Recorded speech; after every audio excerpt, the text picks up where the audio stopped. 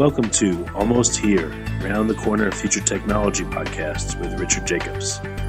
Future technologies poised to transform our lives for better or worse are the focus of this podcast. Almost here means these technologies are now here and starting to be used, or just around the corner, from Bitcoin to artificial intelligence, 3D printing, blockchain, virtual reality, and more. Hello, this is Richard Jacobs with the Future Tech Podcast. I have Caroline Klatt. She's the CEO and co-founder of Headliner Labs. And we'll get into the description of what they do by asking her instead of me just, reading a paragraph of text. So, Caroline, thank you for coming. Thank you for having me. I'm excited to be here. Yeah, so tell me about Headliner Labs. What's the premise? So Headliner Labs, I started Headliner after I spent most of my career in e-commerce and retail. I started working in retail back when I was in high school, and I'll give you this background because it's really where Headliner comes from. But I started working at Steve Madden when I was in high school. I met Steve the man in a shopping mall, and we hit it off, and I ended up going to work for him when I was in high school and college. And then after that, I worked at Ralph Lauren, Collective Brands, which owned Payless. And then I worked at McKinsey consulting for retail companies. And when I was recruited from McKinsey to a large startup called Fab.com, which was one of these big unicorns based out of New York, an e-commerce pure play. And basically throughout all of these experiences, there was one common thread and one key challenge. Basically, retailers have one objective. It's to get you to buy stuff, right? So they spend all their money on digital ads. Most of that's on Facebook. And you drive people to your website. When they hit your website, you really want them to buy something, but about 2% will actually convert to purchase. And so if they don't buy something, you really, really try to get their email address because at the very least, then you can keep marketing to them. And that's kind of it. Like that's the brand to consumer relationship. And I saw a real opportunity when Facebook opened up its API to add Messenger and to add messaging as a really personal, direct connection between brands and their customers. And so that's why we built Headliner. We believe that people are on their phones all day long. On your phone, you're messaging with your friends, with your peers, with your colleagues, between SMS and social media and Slack. That is where you spend time. And retailers or any company, if they want to reach you in the channels that are actually relevant to you in your life, they should be inside of these messaging apps also. So what does a common experience look like? Let's say I go to some shoe store online and I'm looking at shoes and I get interrupted and I leave the website. What happens then, or what happens on the website to keep me engaged? Great questions, because we deal with both. So when you think, we work with a lot of shoe brands, Kenneth Cole, Cole Haan, and if you're shopping on the Cole Haan website, and you have to agree to get messages from them, much like you'd have to agree to get email. But if you leave the website, they can actually send you a direct message, so a DM inside of Facebook Messenger that says, hey there. They could pull in your name. They can make it super personal. But, hey, we saw you were looking at this navy blue sneaker. We saved it for you. And you can actually respond to that and say, oh, well, actually, I didn't order it because I didn't think I have an extra wide foot and that I couldn't buy it because it looks like it's for narrow feet. And they have the opportunity to either answer you using AI or to direct you to a salesperson. But the beauty of this is we're sending these marketing messages right to your DMs. So the open rate is about 96%, right? People really engage with these. And it's insane. I mean, think about it. You open your messages, right? When somebody messages you, you open it. Yeah. And so when brands are reaching you with short form content, one message, it doesn't take long to load. It doesn't, it's not in a promotions folder. It's not like a long thing with lots of pictures and text and different copies, and colors. It's just messages with the relevant image that's small and designed for your phone and the way you're communicating on your phone. And so they can send you exactly the item that you were looking at, make it super seamless for you to purchase it right there within the message, or help you find the products or the solution that you needed to enable you to make a purchase. And so it's just native. It's native to our behavior in 2018. So that's, how do you, one quick question. When you initially ask for permission to do the messaging, I would think that's the biggest hurdle. So what kind of ethical bribe do you have to offer, or how do you get people to say, all right, send me direct messages versus no, I don't want to be bothered? It's a good question, and I like your term ethical bribe. You absolutely look, opting people into anything, you can give them an incentive. It's always going to be the most effective when you offer an incentive. So if you can say, hey, here's 10% off your order if you opt into getting messages, that's a real incentive. We have lots of brands who just say stay in the loop with getting messages, and that's also valuable. Or you can offer a service. So a lot of the companies we work with a lot of great beauty brands, and they actually say, hey, chat with us on Messenger to get personalized recommendations, right? And so you say, great, you opt into getting messages, you start chatting with them, and what they do is they have an automated conversation. It's fully powered by AI and automation, and they can say to you, oh, Caroline, great, let's help you find the perfect products. What's your skin tone? What are your concerns? How much time do you spend doing, with your skincare routine? Ask me questions about me, and then make smart product recommendations. And this is a huge value. It's not a discount, but it's helping me find products. It's providing me with an actual, basically a virtual salesperson. And that by adding that value, we see a lot of customers opt into getting messages as well. Yeah, that makes sense. And do you handle this mostly through AI chatbots, or are there real people on the other end in certain cases? Like, how do you decide what to do? Yeah, it's a good question. I mean, it's really more up to the brands. AI is a good starting point. So it really works to help narrow down. It helps to narrow down selections, is what I like to say. It's basically like funneling search. And so if you are, we work with Saks Fifth Avenue. Saks Fifth Avenue knows that their customers come to their site, new customers in particular, come to the site, and it's really overwhelming. They have thousands of SKUs. And so they can provide what they call a gift concierge, basically help you pick out gifts for the people you're shopping for by asking you questions about that person and their lifestyle questions, right? So who are you shopping for? What does she like to do on the weekend? Where would you find her in an evening? And they use these answers to then filter out products and make recommendations that are really relevant to the end recipient of the item. Once it gets into more complicated conversations, we have a layer of AI and NLP that will handle, that first line of defense. But then it hands off to a live agent if the brand wants to or can handle the support, which most of our brands do, because it's so high value, right? If you have a customer who's really trying to shop and has a question, you want a person answering that because that will convert the sale, right? That's your opportunity. We think of this kind of like a virtual sales associate. So when you walk into a store, every retailer staffs their store with personnel. You want your personnel talking to customers and helping them make purchases. Online, you don't have a salesperson. And so our chatbots, our AI experiences can serve as that first line of being a virtual salesperson. And if a customer is really excited and really interested, then if you can hand them over to a live agent, we see a tremendous conversion to purchase from that.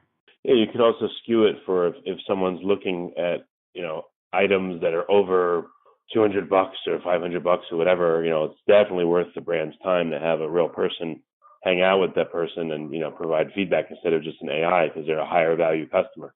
Absolutely. We see some really interesting things. High value products, you definitely want to talk to the customer. We also work with a lot of digitally native brands, so these really fast growing, well-funded brands, and they don't have physical locations, or they certainly, their core of their retail is done online. And so even for not such an expensive item, they want to talk to every customer. Like that personal touch, that level of one-on-one interaction, one-on-one attention and communication, they really want to deliver that. And so we see those brands also opt to hand off to a live agent pretty quickly. I would think retailers probably resist your good advice, because I've seen, I don't know, I don't shop a lot, but when I have, it just seems like they're terrible. It's funny, online there's all these devices to capture people's attention and everything, but physical in-store, that's where it seems like they're the worst. Like at best, they'll say, oh, can I get your email address? But they don't tell you why, and there's no follow-up, there's no personalization or anything. Do you try to tie the online and offline world in, using data from online to offline or vice versa? Or is that not an area yet you're working in? No, it definitely is. I mean, a lot of what we do is the marketing automation, right? So we send you messages that say, hey, you bought this product a month ago, time to replenish, right? A lot of abandoned cart messages, price drop notifications, back in stock alerts, right? Really automated kind of messages, those triggered messages that perform insanely well because they're really specific to each customer and what that customer wanted, right? I was looking at a sweater. I added it to my shopping cart. I decided to leave. If the price drops on that sweater, there's a good chance that I'm going to be the person who wants to buy it, right? And so a lot of it starts with that. But some of the brands have an online-offline component. And we do see a lot of interesting use cases around taking people who've been to a site and have looked at stuff and trying to get them to go to a store. And this works really well with high touch purchases like furniture, right? So if you're browsing couches and we can say, hey, head over to the nearest location. Here it is. Provide a store locator, right? So we can pull your information, provide a store locator, Right. and say, here it is. Head over to the nearest location and oftentimes actually provide an incentive for when you get there. So, here's 10% off when you walk into the store just for you. And so trying to get customers to go into stores, to go to events, that is definitely something we're seeing a lot of, which is especially effective with high value purchases. What about a person's purchase history, or if they visited the site before X number of times, or again, if they bought something, are you able to personalize the experience when they come back? Welcome back, Mike. We saw last time you did this or that, or welcome back, and make suggestions. Yeah. We definitely can. I mean, we do a lot of our communication not on site. So a lot of the communication is we follow up with you inside of other channels. So what we can say is, hey, we know you were looking at white boots. Here's how some other customers are styling it, or here are some new things we think you'd love, right? And so it's bringing you back to the store. It's bringing you back to make the purchase, not even if you're not coming back to the site on your own. And that's actually the real value here, is that a lot of customers won't come back to your site. And if we can give them a reason to come back or give them the ability to purchase without coming back, that's immediate sales. It's basically found sales. Well, how else have you found to connect with them in addition to Facebook Messenger? You also do email, it sounds like. Any other channels that are working? I mean, can you do text, or is that really limited? What else works for what demographics? Yeah, so we don't do email. Email is the one thing that's been around for a really long time, and that's really where I think works. I love email. Every retailer is going to be heavily dependent on their email, but it's also the smallest opportunity space because email is super crowded, super saturated, and really, really, really isn't getting the open rates and the engagement that it did once upon a time, and that retailers have come to expect. And so that's the opportunity with moving into Messenger. It's that it's not saturated, and it's also just much more native to shoppers on their phone. So mobile shopping is growing dramatically, right? Shopping is, most of our customers have almost 90% traffic to their mobile site. The purchase rate is still closer to a 50-50 split where people make their final purchase on desktop, but huge amount of browsing and shopping and discovery is happening on mobile.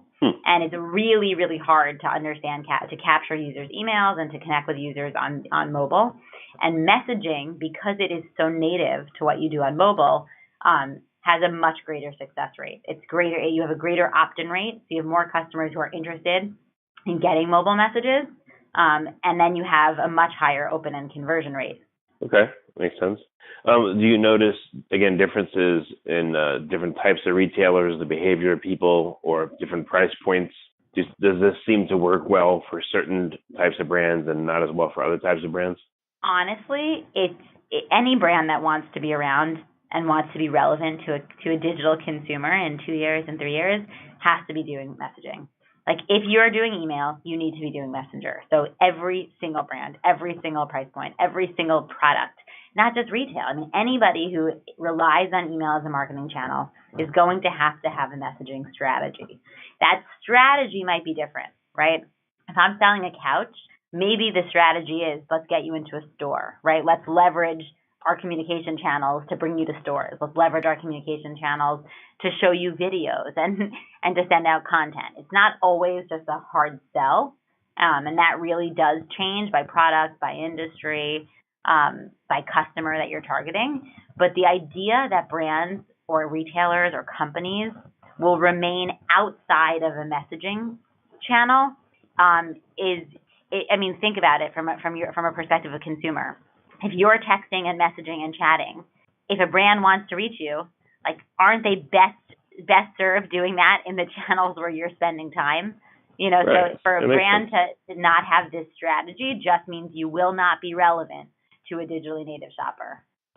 Makes sense. Do you work with push notifications as well, or is that a different beast?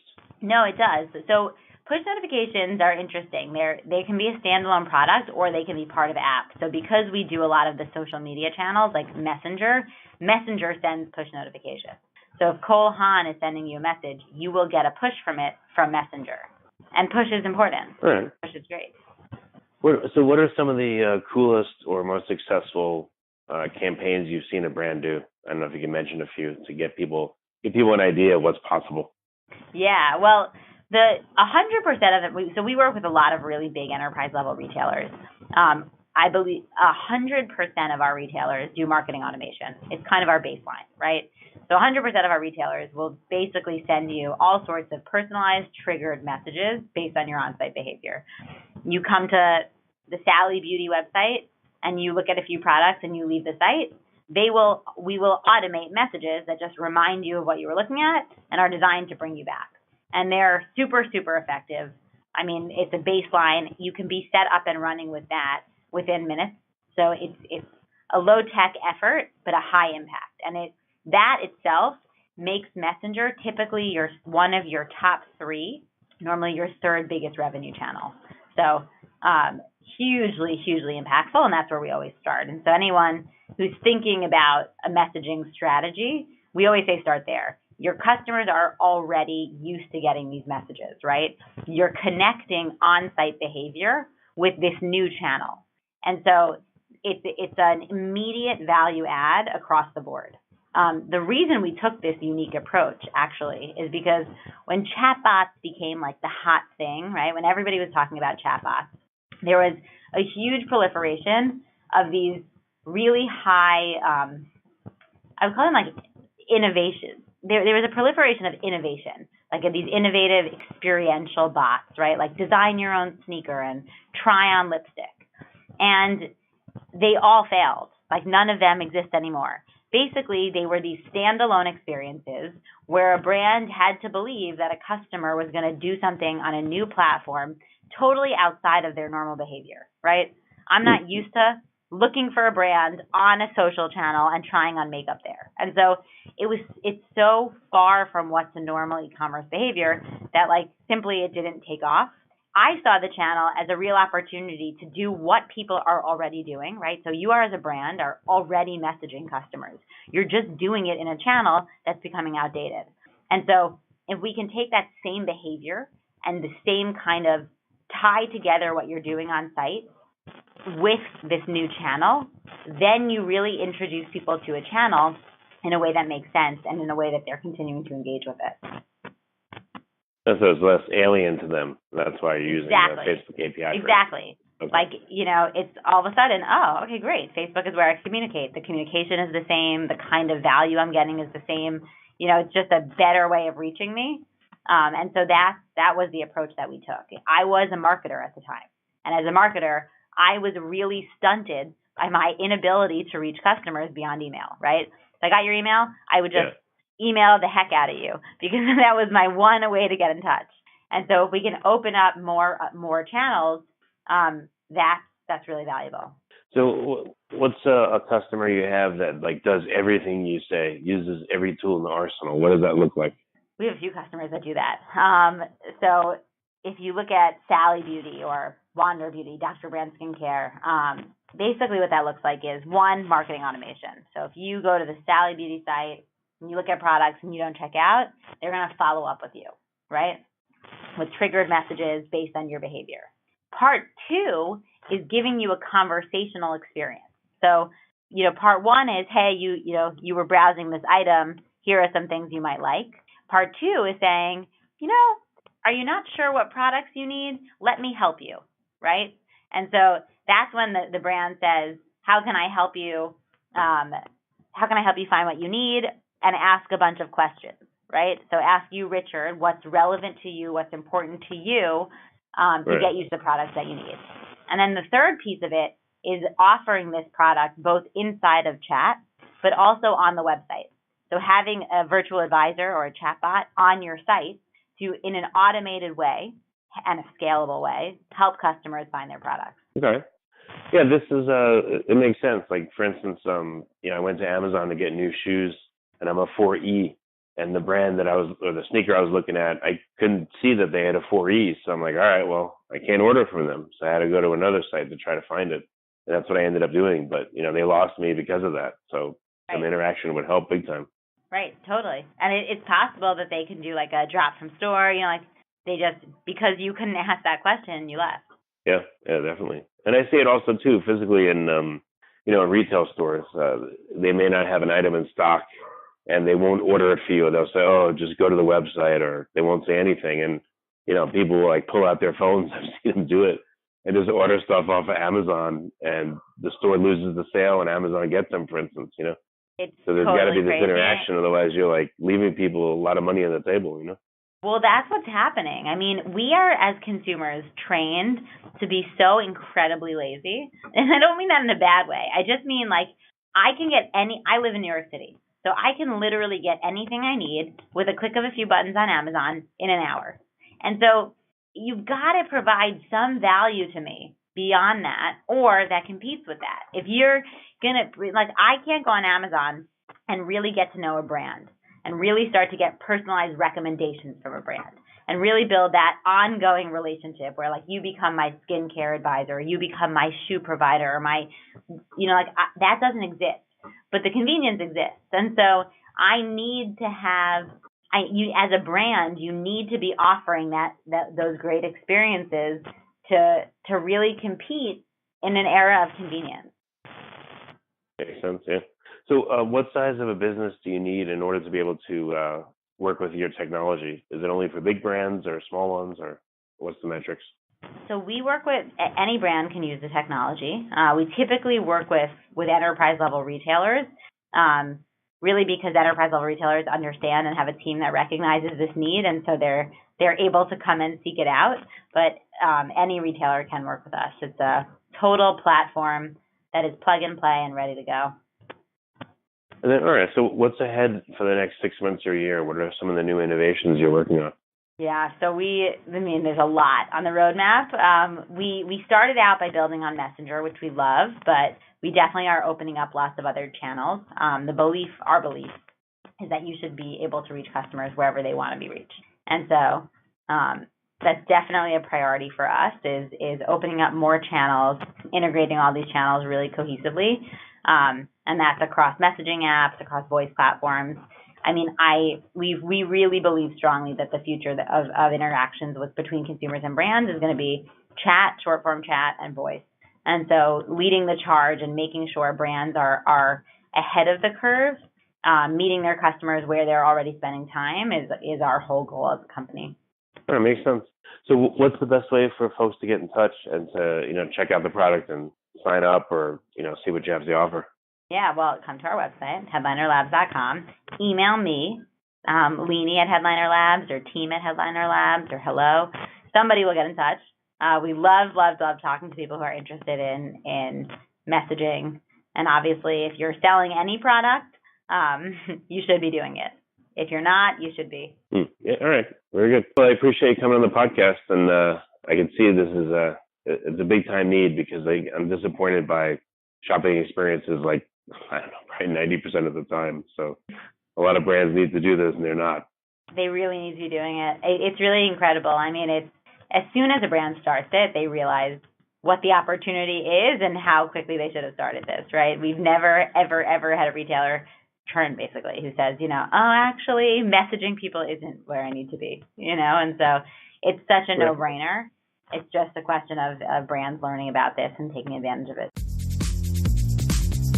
You have been listening to Almost Here, Around the Corner Future Technology podcast with Richard Jacobs.